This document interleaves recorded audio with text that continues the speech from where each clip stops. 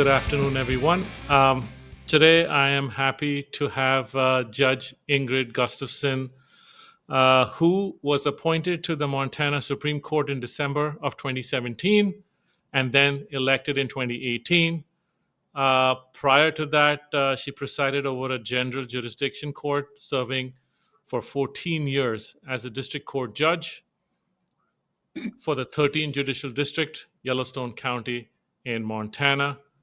She was appointed by Governor Judy Martz to the district court bench in 2004 and was elected three subsequent times. Prior to the bench in 2004, Justice Gustafson practiced law for 16 years. In 2011, Justice Gustafson started the 13th Judicial District's felony drug court, as well as a pilot court in the area for child dependency. Judge, welcome to Voices Carry. Thank you for being here. Thanks for having me. So, you've been associated with treatment courts for a very long time, and since then you moved on to the Montana Supreme Court. Um, Tell us a little bit about your time in the treatment court world. Well, I think, as you said, my time in the treatment court world started in 2011. And basically, I started a drug court because I had been on the bench for quite a few years. And I always sort of felt like I was being somewhat part of the problem, in that we would get people, defendants would come before us, they would have problems, we would sentence them, they would come back, and we would just churn through the system again and again and again. And so it really felt like we weren't having good impact on a lot of the defendants that came before us. And so I started looking into starting a drug court, did some research on them, ended up writing a grant. And initially, we obtained a grant from BJA and started the first felony drug court in Yellowstone County in 2011. So, and how long were you the judge on that court? I presided over that court since its inception till the end of 2017, when I joined the Montana Supreme Court. So about 8 years or so, 7, 8 years. Yeah. So in that time, did you see treatment courts change? Did you have to adapt to new policies and procedures, or do you feel like the basics of what the treatment courts were all about since inception remained the same? Well, I think a lot of things remain the same. I mean, the goals of treatment court remain the same, as far as helping people to address their substance use disorders and become folks that didn't churn around through the justice system anymore. And that was the same, but we did a lot of other things changed, because drug courts have been well researched and studied, and more evidence is gained every year on successful practices and best practices. And so over time, our court was always kind of trying to figure out better ways to improve the work we were doing, and to figure out how to better help people. So, I always wondered how judges, because judges are pretty busy and they have a lot going on in general, they have to volunteer for treatment courts. How does that work? Well, in Montana, you volunteer, and historically in Montana, unless the judge actually goes out and secures some funding and some grant funds or some other funding to start a drug court, they don't get started. Other states have different procedures for how courts get started, but we're a non-unified court system up here, and so a lot of district courts across the state, if they want to do a particular project or something like start a drug court, we do need to work with our court services, so we can plan accordingly when grant funding goes away. But yeah, it's pretty voluntary here. No one is assigned it as such. So, And of course, I hear some judges are better in treatment courts than others. Some are more successful in treatment courts than others. What makes a judge a good treatment court judge, and how does it differ from other programs and other courts that judges preside over? I don't know that I have the perfect answer for that. I have run into judges of all different types of personalities, from super outgoing to super introverted, and they have had good drug court programs. Um, I mean, I believe that you have a much better chance of having a good drug court if you have a good team and if you spend a lot of time following best practices and trying to learn as much as you can about substance use disorders and how to treat them. And so uh, I think it's an ongoing educational process for the judge and the team, and working together to try to, for the goal of really having good outcomes for people. So if you have a judge, I'm sure a lot of judges will hear this podcast. And do you have a message for them on how you navigated the first few years, and what are the best resources for judges to help them help the patients, the donors and the clients, basically all of the participants that are in the treatment court? What can the judges do when they're new to learn, educate themselves so that they can better serve the participants? Well, I think the number one thing that my group did and that I did was engage in, at that time was the National Association Drug Court Professionals, and the um, annual conference, and I believe the All Rise conference is coming up right in a week or so. But I really felt like every year taking a team and going to that conference, and then having follow up work sessions with your team as to what you learned and applying it to what is going on in your program. So if you've learned, somebody learned something at the conference about, for instance, community supervision through a probation officer, discussing how that works so everybody on the team would understand, the new education with regard to that, or what we were trying to do with regard to that. And so for me, I just spent a lot of time trying to learn a lot of things. There must have been a time when the All Rise conference was the first time you went to it, right? And you learned all of these things. Uh, could you share with us if if you had some, what you learned that you were like, oh wow, I totally thought that it didn't work this way, or because as a judge you already are very experienced as you come into treatment courts, but then you have some preconceived notions, if I may use that word, and then you go to these conferences and then you learn something which is maybe even opposite to what you thought before.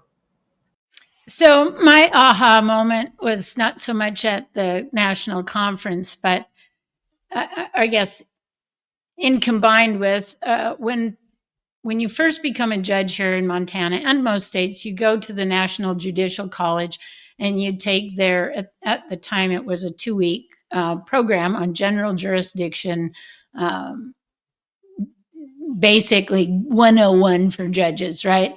And so one of the sessions that we went to when I originally went down and took this training was to go to a drug court and watched a court in session. And I remember sitting there thinking, I have no idea why we're here. We're never going to use this. Like, this is going to be totally worthless to me.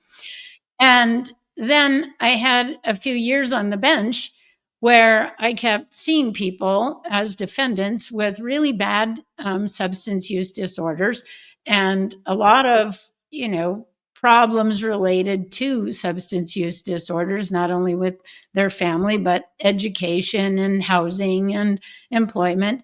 And our solution was, you put them in jail, and then eventually they plead guilty, and then they either go on to probation or go to prison, and then within a short period of time they come back. And you point and say, well, you didn't follow my order, so now we're really going to do it. We'll put you in prison longer. That'll really help.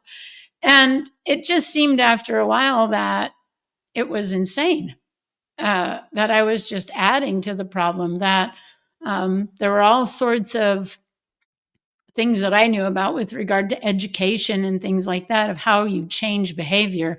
And it seemed that the system that we had come up with trying to change people's behavior isn't really based on any well-founded behavioral change models.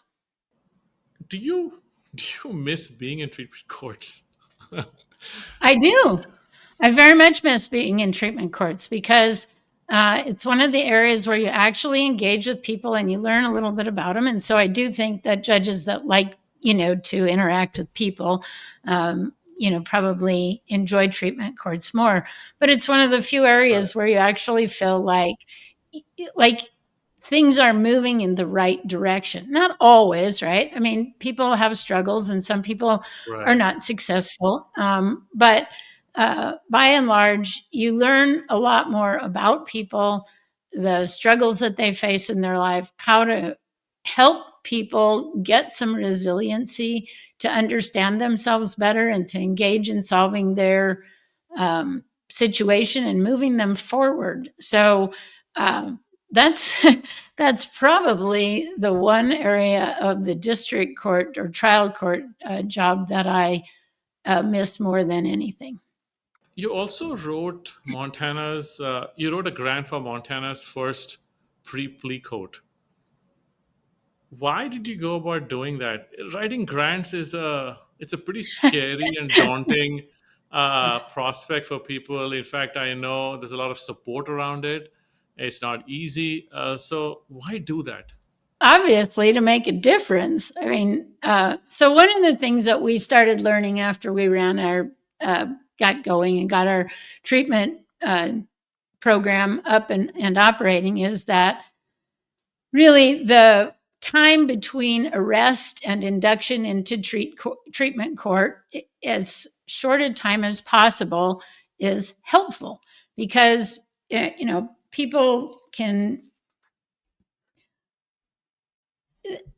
they're kind of motivated to change. They've just been arrested. They're they're ready. They're facing some problems, and they're facing some really scary times for them right there. And so the goal was to try to get people into a treatment court faster. And one of the problems there's sort of two kinds of pre-plea courts, but I ideally, you would like somebody to be arrested and then be able to come to treatment court within a very short period of time. And if you have a court that requires that the person instead plead guilty and be sentenced to treatment court, the delay is you have arrest and then they make appearance in court and then they get, assigned attorneys and then they go through a discovery process and then plea negotiations start and then they enter plea agreements to come to drug court. And this can take months. And one, they're either sitting down in jail, where generally they're not getting any services and their overall condition isn't improving, and they're probably experiencing all of the unintended consequences of pretrial incarceration.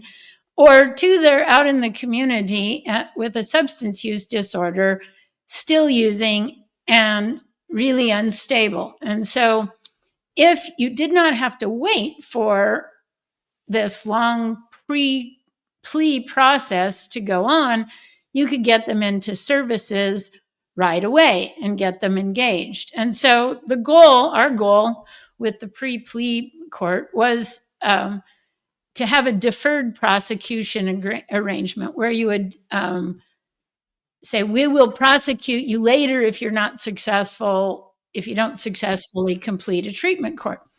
There, there are two kinds of pre-plea courts, though. There's a pre-plea court where the defendant allocutes to the offense and actually sets everything up as, for a plea, or actually pleads guilty before uh, they get diverted to the treatment court and before the deferred prosecution agreement is entered. And so that involves a lot of the same delays in that, we still get them an attorney, and no attorney is going to want to say, well, you should sign up for this program, when they don't even know what the evidence against their client is. And then you should plead guilty in advance on the off chance you don't, complete the program. And so that seemed, that's not the ideal way to get involved that way. Ideally,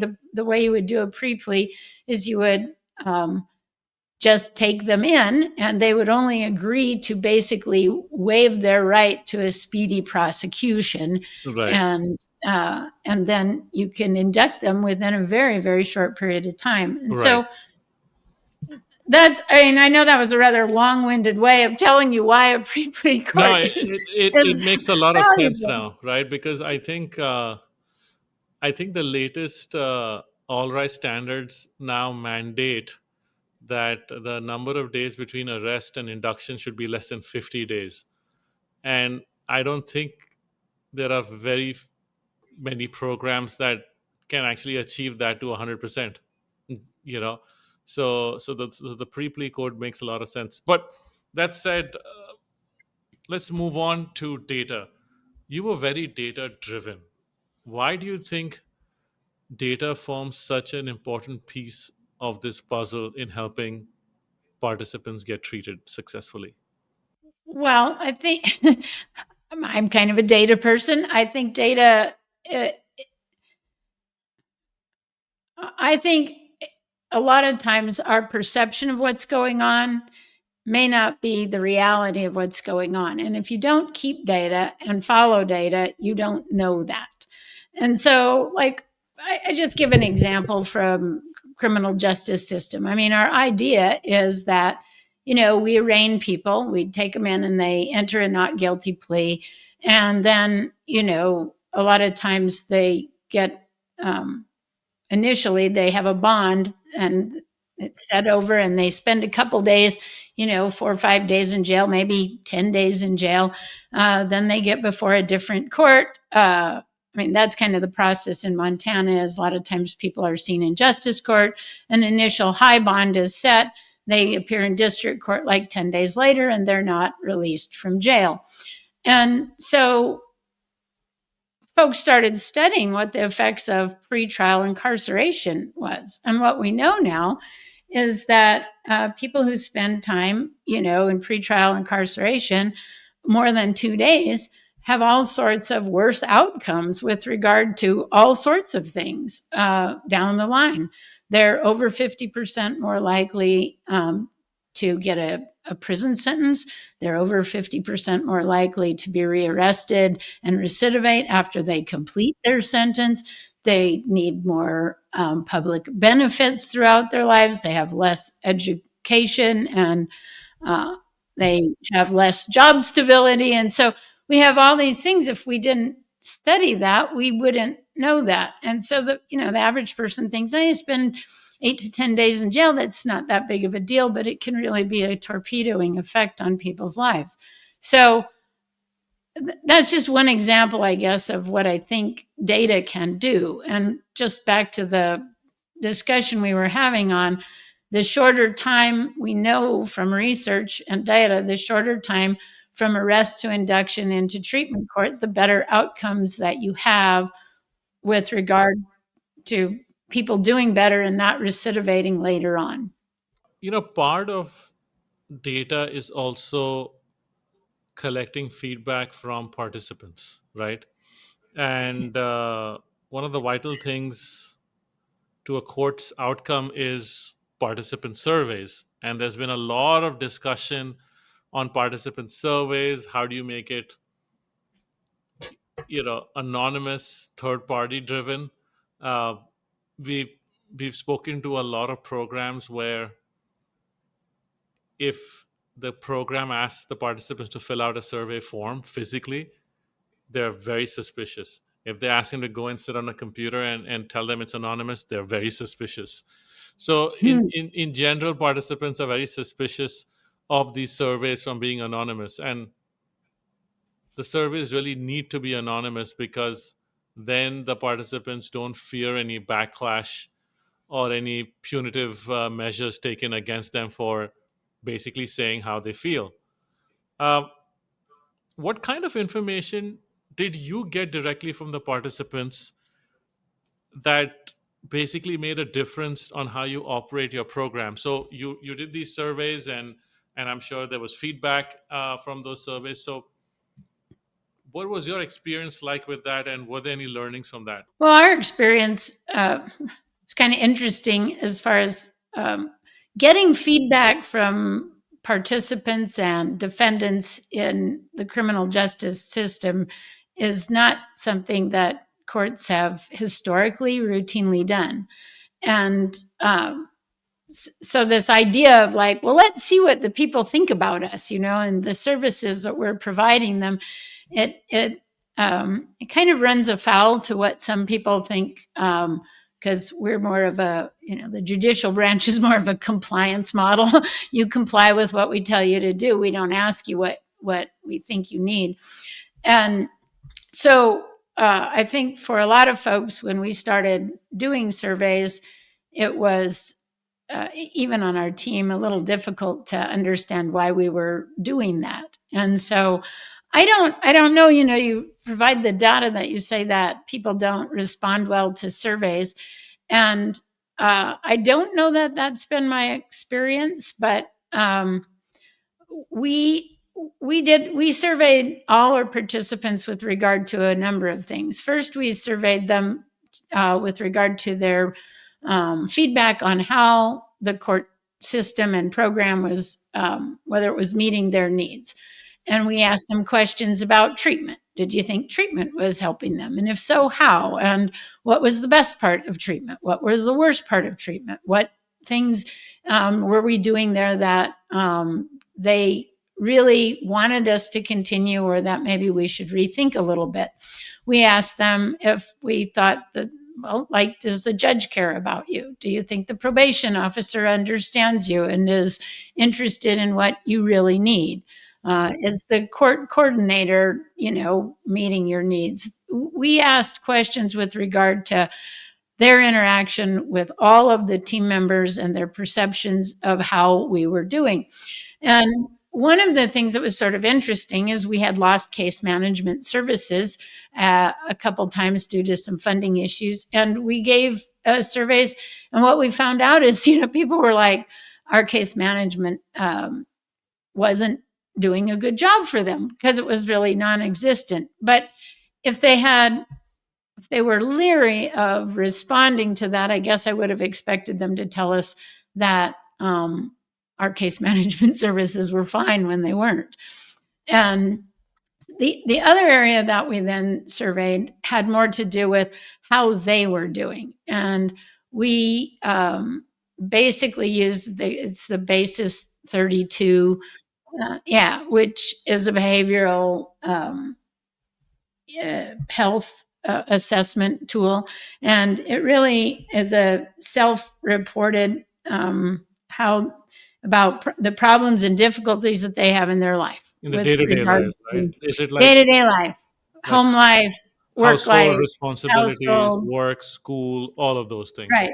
So they And basically so, go through that. Okay. yeah, mood swings, what their mood was like, were they feeling suicidal, things like that. And so, what one thing we did learn a lot from those is that over time, successful people obviously started to feel a lot better about all sorts of areas of their life: less anxiety, less fear, more stable in work, housing, relationships, those type of things. And so um, it, it's helpful to kind of understand if people are not feeling very well about things in their lives. That's, I would say, maybe a time where you're looking for what relapse or something, when people are kind of expressing that they're having difficulties and then they're not managing stress or anxiety well, and their relationships are poor and things like that. It helps a team kind of, and a treatment group focus on what's going on in hopes of having them, cut off a torpedoing event at that before it happens. Is this idea of measurement of how they're doing in their general lives uh, also permeated into what we now call recovery management, and asking them somewhat of the same questions, right? Like, how are you, the six bases that we cover, and we say, how are you doing from a, from your mental health and physical health and family and friendships and all of those things. And we sort of judge from that. If they're not doing well, then they are probably being triggered by it. Is that along the same lines? Well, yeah, sure. I mean, recovery management was something I think that we developed, and I should say we, I use that term loosely. Our court coordinator actually came up with this idea of having a recovery management component of the program. And really, for my court, what it did was it kicked in after graduation. And it was a way for participants who had graduated from drug court to continue to have some involvement and some peer to peer engagement, as well as an ability to seek help and resources when they were at vulnerable times. And for us, the goal was to maybe help reduce relapses, because relapse, unfortunately, is part of recovery, and very few people manage their substance use disorders without relapse. It just happens. And so the goal of recovery management was to try to not only reduce the incidence of relapse, but if people did relapse, to reduce the time they spent in relapse until they could get going again and get some services and get some assistance they need. And of course, that goes hand in hand with the basis 32 stuff, as that people's patterns of behavior, a lot of times when they face difficult times in their lives or stress or other problems, they would self-medicate. And so breaking that pattern and getting different ways of addressing it and recognizing it and then addressing it is really important. So I think, the society today, I would say, is a lot more educated about mental health in general. And, we see more people going to therapists and acceptance of that. Uh, I would say until a few years ago, the acceptance of being addicted or addiction and equating to a disease was lost on a lot of people. Do you feel that that is now changing, that people are taking to addiction as a disease rather than something that you can just stop from happening? Um, my answer would be both yes and no. I think certainly in the drug court world, uh, the idea that you can just stop and use willpower and um, that, that it isn't a disease or whatever is just not prevalent at all with drug courts. But that said, we still have a lot of folks in the world that I live in, the judicial branch, that really don't understand addiction very well, despite having relatives that experience some addiction problems and things like that. And so while I think that we've come a long way in changing attitudes, uh, I don't think we're 100% there yet. And, interesting for me is I've dealt with a lot of folks that have had members of their family have substance use disorders and have lots of problems with it. And it's still very difficult for them to wrap their brain around it as a disease. They don't understand really why they just can't stop. And so I think it's a really complicated issue and a complicated problem. And, I just think the more education and the more we have people out there talking about it as a disease, treating it as a disease, and the more research we have. I mean, the All Rise basically has really, through the research created for drug courts, has really dramatically changed how we treat addiction and how we see addiction. And I think we just need to keep that effort going. Right.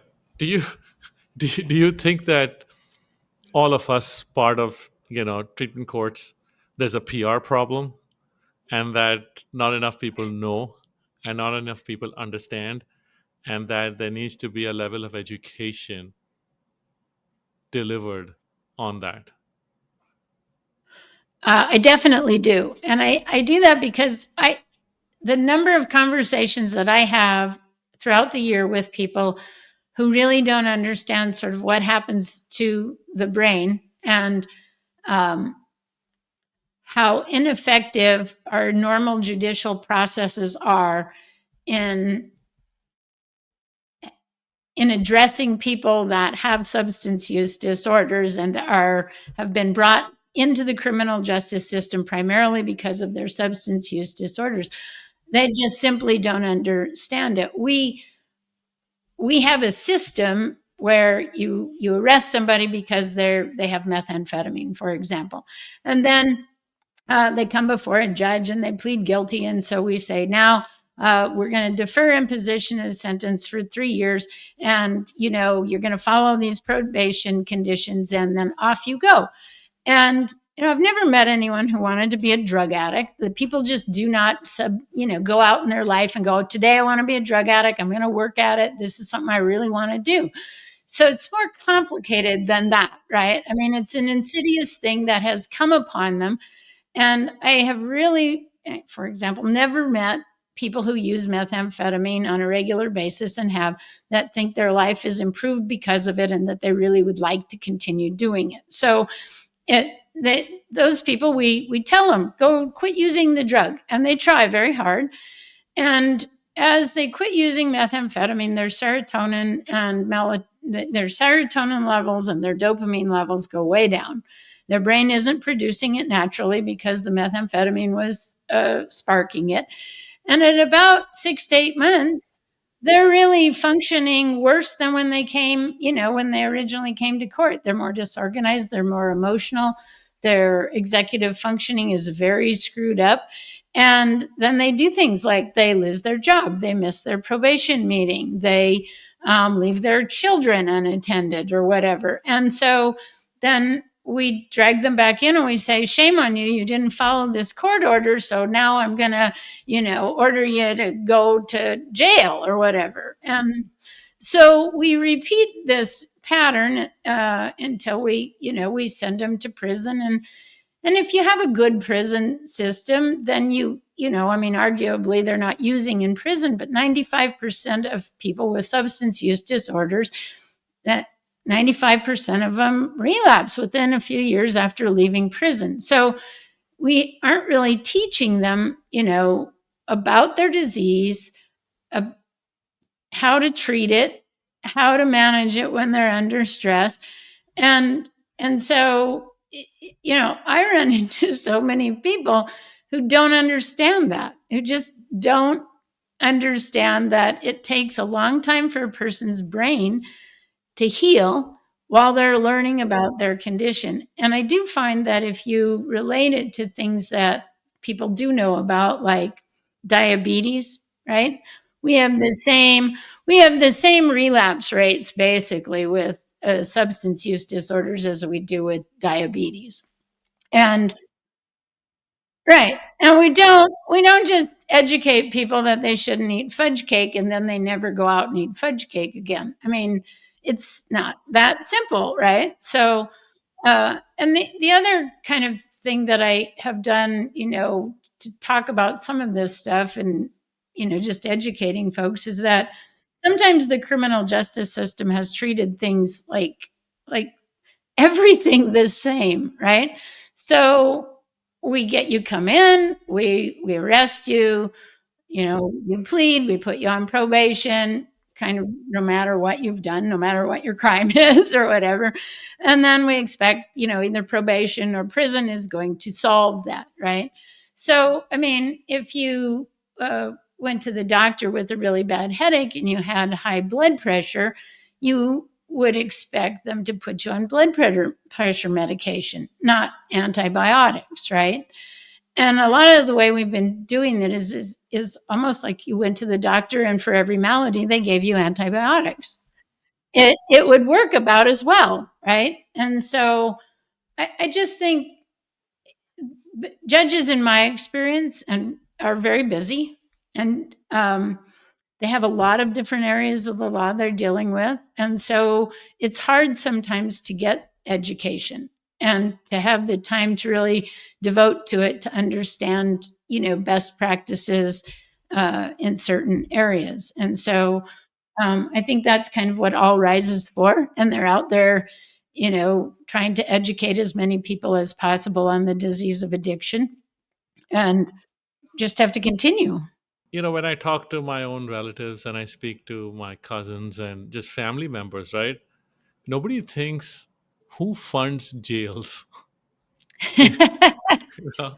Like, who do you think? do. Where is the money coming from? And isn't the number like really high to incarcerate one person for a year? Isn't it in the thousands of dollars? It's not like two, three, five, 10 thousands. I believe it's Well, like, so you have to do the math. It's creeping up, right? The cost of jail here in Montana.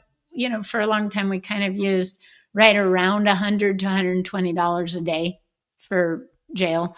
So whatever that is times 365 days, right? 18,000 or something. I haven't done the math in a long time. I used to know these things kind of off the top of my head, but. Uh, yeah, it's a costly thing. And then most people don't just leave jail or prison, right? They go to either pre-release and then they stay there for a while, and then they transition out of that, and then we follow them in probation. And probation has a expense as well. And sort of back to your evidence-based ideas or why you would need data, we do know that probation longer than 3 years has really negligible benefits.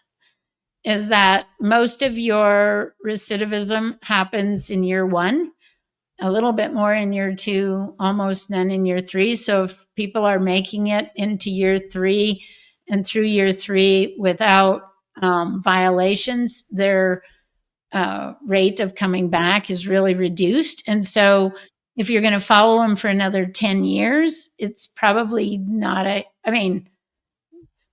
then what you're doing is making a different decision on cost benefit, right? right. Yeah, I feel, yeah. I mean, just by some rough calculations, you're talking north of $50,000 over a 2 to 3 year period for incarcerating someone alone, and then probation and how many years of that followed up with that. So, though, yeah, I think education about drug courts, with given all its benefits, is still lacking today. And So, the other thing about drug courts, though, is the information or in the practices that we've learned in them can be applied elsewhere. Earlier, when you were saying other things that I was working on is child welfare work, we started a pilot program in my child welfare department because I felt like our parental termination rates were too high. And I thought we could do a better job of reuniting families. And most of the clientele that we see in child welfare work has the same problems of many of the people we see in the criminal justice system with substance use disorders. And we started I started a pilot court in Billings to and I used a lot of the things that I had learned from drug court, sort of a team approach in some regards, and a little more frequent court appearances. and talking to clients about what it is they need, working with them on getting them into the right treatment and following through with that. And over a period of time, my termination rates went down from like 50% to about 16%. And the time it took to reunite families went down to slightly less than a year from over 500 and some days from before. And our reentry into the system was no higher than anyone in any other tract in our area. So I think that the more you educate people on how to change behaviors, and that can be used in all sorts of areas. Right. Do you, you know, we look at addiction, and obviously alcohol alcohol addiction is very well known and is very well managed now. There's a lot of support around it, and you can look up Alcohol Anonymous and drive within 5 minutes. You can probably find a center these days that you can go in, and we see the same being happening for the ideas of meth and other substances, and successful, we see successful treatment of those substances as well. Um, we are slowly also seeing the introduction of people being addicted to not substances, but the social world, right? And people are being addicted to their phones, and there are, very recently they added electronic addiction, I believe, or something of that sort, to the DSM-5 as a code now.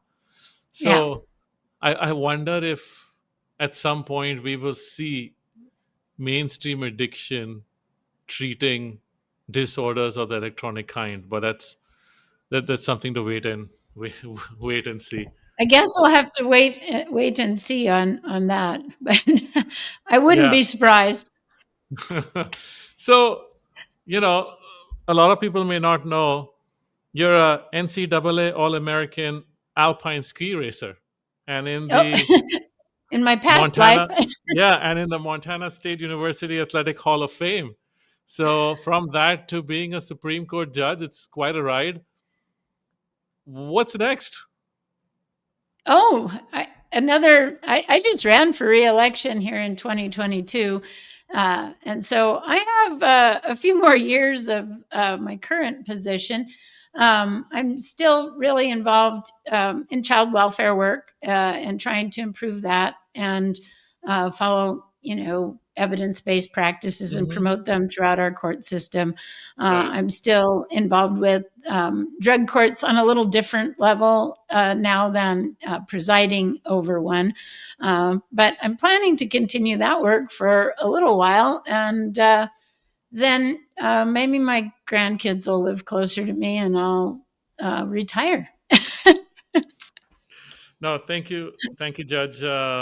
So, thank you for spending this afternoon with us and talking about drug courts. And also, I heard you emphasize the All Rise conference a couple of times, and looking at your experience as a new judge in treatment courts and how that helped you shape that. And I think in 3 to 4 days' time, another 8,000 people will gather at All Rise again in Florida to uh, to learn and talk.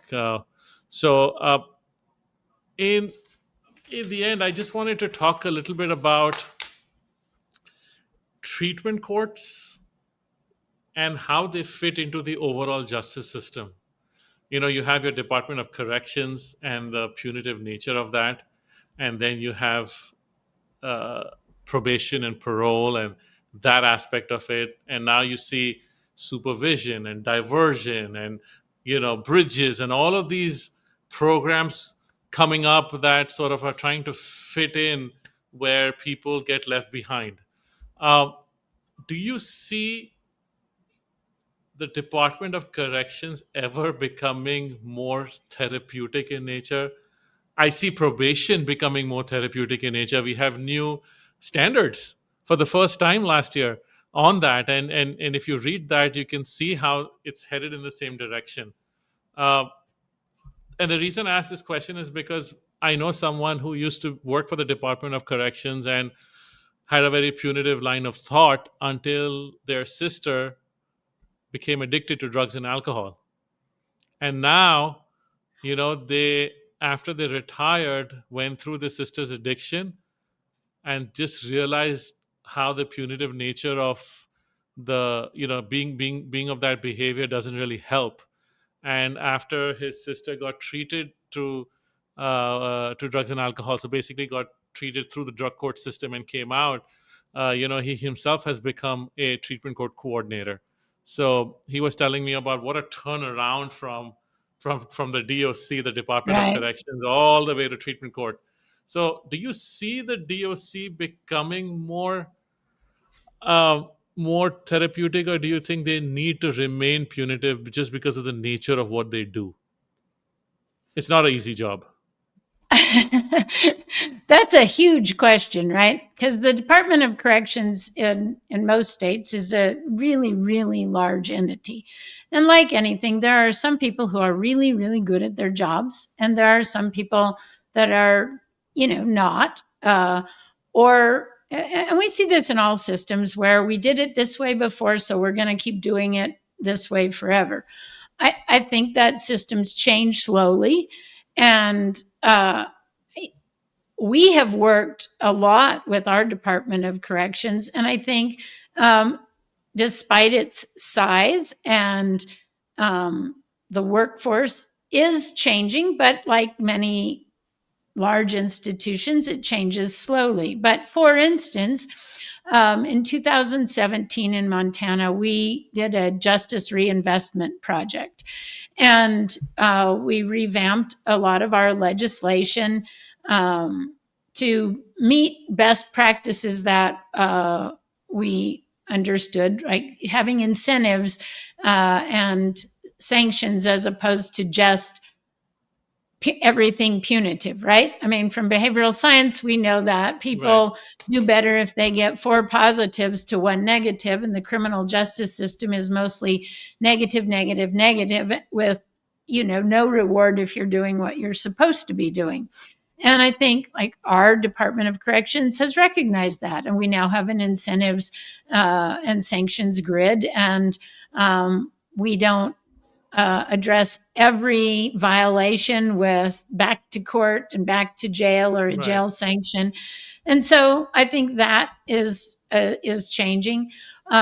We have employed ways for people, if they're doing well on supervision, to petition for early termination of that supervision if they make it half of the time on, which is again following sort of our evidence based, is that if people are doing well after the first year and a half, we need to move them on. And so I've seen a lot of probation officers changing.